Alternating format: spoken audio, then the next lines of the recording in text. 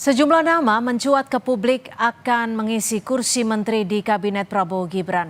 Mereka yang disebut-sebut akan menjadi pembantu Prabowo Subianto berasal dari berbagai kalangan.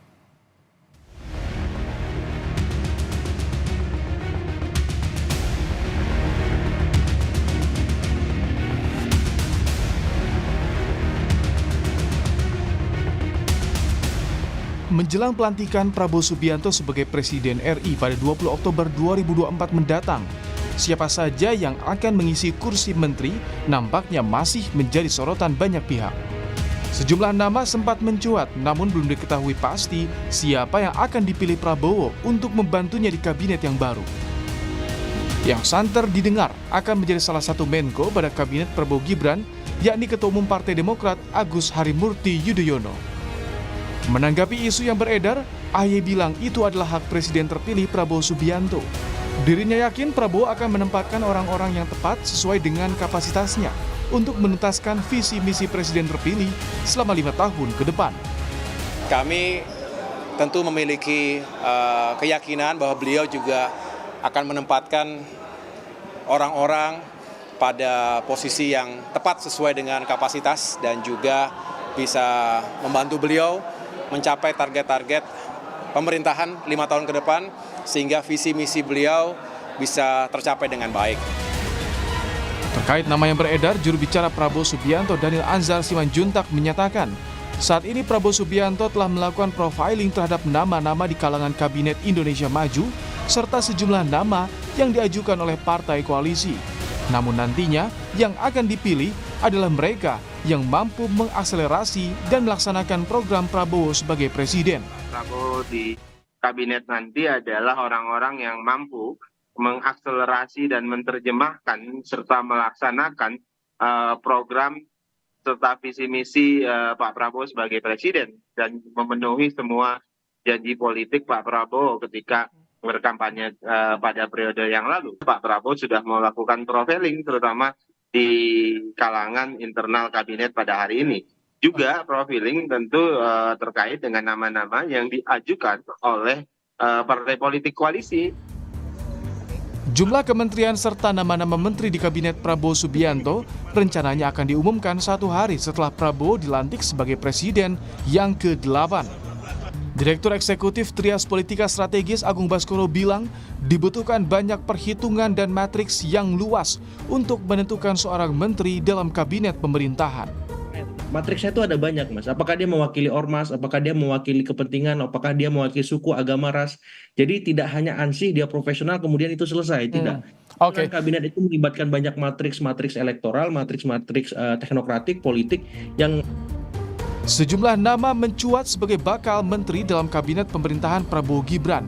Di antaranya Menteri Keuangan Budi Gunadi Sadikin, Menteri Perindustrian Agus Gumiwang, Menteri Agama Jazilul Fawait, dan Menteri Komunikasi dan Informatika Mutia Hafid.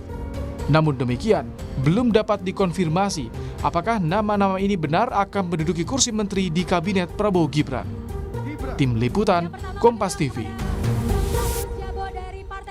Disebut akan final 5 hari jelang pelantikan Presiden terpilih Prabowo Subianto dan akan diumumkan pada 21 Oktober mendatang. Namun hingga kini belum dipastikan ada berapa kursi Menteri Koordinator dan Menteri di Kabinet Prabowo Gibran.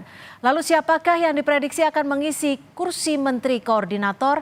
Kita akan bahas bersama pengamat politik BRIN Siti Zuhro dan juga akan bergabung nanti Wakil Ketua Umum Partai Golkar Bang Ahmad Doli Kurnia. Saya akan menyapa dulu dengan Prof. Wiwi. Selamat sore Prof. Wiwi, terima kasih sudah bergabung bersama kami di Kompas Petang. Ya, selamat sore Mbak. Ya Prof, ini kan ada sejumlah nama yang muncul, ada beberapa nama, diantaranya ada Mas AHY, ada juga Budi Gunadi Sadikin yang mengisi Menteri Keuangan, dan juga beberapa nama lainnya. Menurut Anda, dari nama-nama yang muncul ini sudah tepat belum kapasitasnya? Kansnya berapa banyak? Ya, nama-nama yang muncul belum terlalu banyak ya, bahkan bisa dikatakan masih sangat sedikit ya.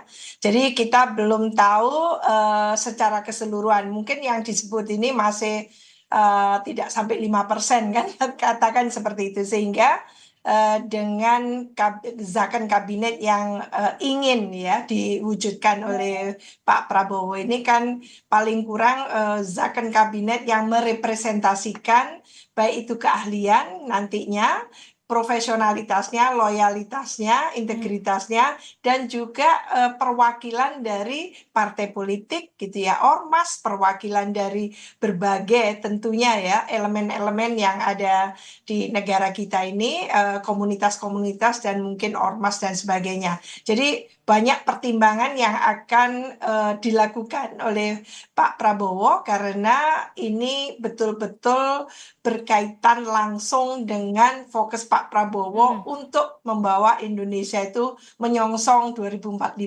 Oke. Artinya apa? Ya artinya adalah akan merekrut gitu ya mereka-mereka yang ditempatkan sebagai pembantunya, sebagai orang-orang yang akan melaksanakan visi misinya. Jadi bukan programnya Menteri Ansih, tapi ini adalah programnya Pak Presiden diterjemahkan dan diimplementasikan oleh para pembantunya yaitu menteri maupun pimpinan lembaga. Lah ini yang memang menjadi perhitungan tersendiri oleh Pak Prabowo, apalagi sudah mengatakan ini adalah zakon kabinet. Tidak banyak era reformasi ini yang mengatakan kabinetnya akan membangun yaitu kabinet ahli itu. Ya. Tapi gini Prof Wiwi, kalau dilihat dari ada tadi juga setuju bahwa banyak sekali yang perlu dinilai, banyak sekali matriksnya. Tapi kalau dilihat dari perhitungannya akan seperti apa sih? Karena kita tahu kabinetnya kan, komposisi partainya kan besar sekali. Tapi juga ingin kabinetnya zakon, diisi oleh para profesionalitas. Nanti yang menonjol akan seperti apa penghitungan dari Pak Prabowo nanti? Ya, ini yang sangat menarik sebetulnya secara samar-samar sudah disebutkan oleh elitnya dari Partai Gerindra, yaitu adalah karena zakon kabinet maka jumlah profesionalnya tadi itu yang tidak dari partai bisa jadi melampaui jumlah dari partai politik. Jadi saya tidak membedakan kalau partai politik tidak profesional, tidak. Tapi yang dari partai politik. Profesional yang dari non-partai politik dipastikan akan lebih banyak. Kan gitu ya. Jadi kalau itu hanya memang akan membuktikan bahwa sebetulnya pemerintahan Pak Prabowo itu bukan pemerintahan trial and error, uji coba, pemerintahan yang coba-coba yang katakan gitu ya, nantinya justru akan membawa setback gitu. Apalagi 1 tahun 2 tahun pertama itu betul-betul memastikan bahwa ini bukan kabinet yang bongkar pasang kan gitu ya. Jadi kabinet yang diperhitungkan sejak awal sekarang ini, katakan sudah sekarang ini tanggal 30 ya, 30 September, maka hanya kurang dari kurang berapa hari ini? Kalau disebutkan 5 hari sebelum pelantikan sudah akan ada nama finalnya seperti itu Prof Wiwi. Prof Wiwi, tapi ini kan ada nama-nama yang beredar di sejumlah informasi. Ada Menko Infrastruktur Mas Ahaye, ada juga Menko Hukum dan HAM Pak Yusril Iza Mahendra, dan juga Menko Perekonomian yang akan kembali dijabat oleh Erlangga Hartarto. Dari ketiga nama ini, kapasitasnya menurut Anda seperti apa? Iya, dari Menko sendiri menurut saya Menko itu apa sih tugasnya?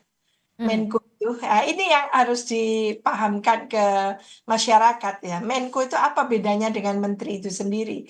Fungsi Menko itu sebetulnya adalah menyelenggarakan ya koordinasi dan sinkronisasi perumusan, penetapan dan pelaksanaan serta pengendalian pelaksanaan kebijakan kementerian maupun lembaga yang terkait dengan isu di bidang peningkatan kesejahteraan sosial. Sebetulnya secara umum seperti itu. Saat ini kita sudah punya 4 Menko loh. Jadi ada Menko Ekonomi, Menko Polhukam, Menko PMK, Menko Bidang Kemaritiman dan Investasi. Kita masih akan tambah Menko apa lagi? Sebetulnya yang bekerja itu menteri loh. Koordinator itu mengkoordinasi. Ya, tapi artinya tanggung jawabnya akan lebih besar dong ya Prof Wiwi? Tapi yang punya otoritas itu menteri langsung biasanya. Menteri itu yang mengeksekusi program itu. Jadi menurut saya apa alasan memperbanyak Menko gitu kan? Sementara sebetulnya loh saya ini cuma Menko kan sering kita mendengarkan itu ya. Kami ini cuma Menko, Menko itu mengkoordinasi bukan yang mengeksekusi kan gitu. Bagaimana antara kementerian lembaga di bawahnya itu dikoordinasikan kayak Menko Polhukam punya berapa kementerian lembaga di bawahnya lalu semacam dikoordinasikan. Kadang-kadang nggak dikoordinasikan juga sudah jalan kan gitu. Iya, Jadi tapi kalau menurut saya, banyak yang menilai, banyak yang menyampaikan bahwa posisi Menko merupakan salah satu posisi yang dinilai strategis dan juga dinilai memiliki banyak konsolidasinya akan banyak ke berbagai pihak. Nah, ini dari ketiga nama ini menurut Anda gimana, Prof? iya tadi disebutkan adalah ada Mas AHY, ada Pak Yusril Iza Mahendra, terus satunya lagi siapa tadi Mbak? Gimana, Prof? Sorry. Ada 3 ya yang Ya. disebutkan. Satu lagi siapa Ada Yusril Iza Mahendra, Mas AHY, dan Pak Erlangga Hartarto yang kembali mengisi Menko Perekonomian. Iya, memang kalau kita melihat dari 3 itu, 2 diantaranya sudah malang melintang ya, sebagai menteri maupun menteri waktu itu ya, untuk Pak Yusril Iza Mahendra. Jadi menurut saya beliau sudah terbiasa menjadi menteri itu. Pak Menko Ekonomi juga iya. Cuman masalahnya kan katanya gitu ya, bagaimana merekrut gitu ya, pembantu presiden saat ini yang intinya yang tekadnya itu ingin memberantas KKN kan gitu ya. Pak Prabowo ini ingin tidak segera zakon kabinet tapi memberantas korupsi. Ya. Maka orang-orang sosok-sosok yang ditempatkan di pucuk pimpinan kementerian maupun lembaga harusnya tidak sampai nanti subject to gitu ya. Politisasi hukum kan gitu ya. Nah, ini yang penting menurut saya. Jadi isu integritas harus mengedepan kalau ke kabinet zakon kabinet yang ingin dikerjakan oleh Pak Prabowo ini diutamakan atau dikedepankan. Berarti tidak boleh ada anasir-anasir yang berkaitan dengan katakan gitu ya. Isu adanya katakan nanti akan dibuka di KPK dan sebagainya. Ya, Ya. ini menurut saya harus dipastikan isu integritas itu tidak dipertanyakan lagi oleh publik luas, oleh masyarakat Indonesia. Itu jauh lebih bagus. Jadi nomor satu, integritas itu sudah terpenuhi. Nah, Maka dalam hal ini Mas AHY gitu ya, menurut saya rising star. Mengapa tidak kan gitu. Sudah diuji kemarin, dicoba di Kementerian ATR BPN ya. sudah oke kelihatannya. Jadi menurut saya dia orang yang punya passion untuk mengerjakan tugasnya dengan sangat baik. Gitu. Nah, Prof Wiwi, untuk menjawab bagaimana memberantas KKN nantinya di kabinet yang baru ini dibutuhkan figur menteri yang tidak hanya memiliki integritas tinggi, tapi juga track record yang bisa dikatakan positif di mata publik. Ada yang mengusulkan bahwa nama-nama menteri ini baiknya dikasih tahu dulu ke publik agar bisa diuji bersama-sama. Menurut Anda seperti apa?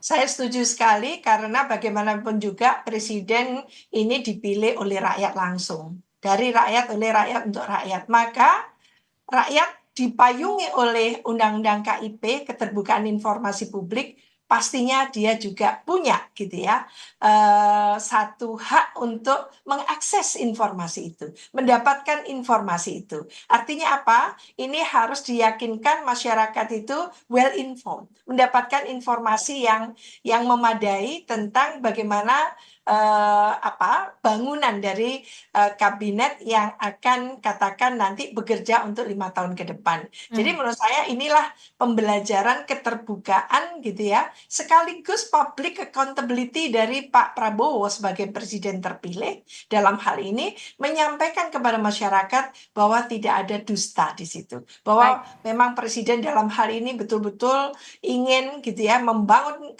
zakon kabinet yang dihuni oleh para ahli-ahlinya, profesionalnya yang memiliki integritas, memiliki kompetensi dan memiliki leadership di situ. Ya. Sehingga kementerian nanti yang di mana orang-orang direkrut baik dari partai maupun non-partai, dari semua perwakilan yang ada, itu betul-betul membuat masyarakat itu menaruh trust. Saat ini trust kepada publik, pada pemerintah itu sangat kurang, Mbak. Itu masalahnya. Jadi mungkin inilah momen ya Presiden pertama kali meyakinkan kepada publik dengan memberikan informasi yang sangat terang benderang kepada tentu gitu ya warga negara. Untuk kembali mengambil kepercayaan publik. Terima kasih Prof. Siti Zuhro, pengamat politik dari BRIN, sudah memberikan perspektifnya di Kompas Petang hari ini. Selamat sore, Prof.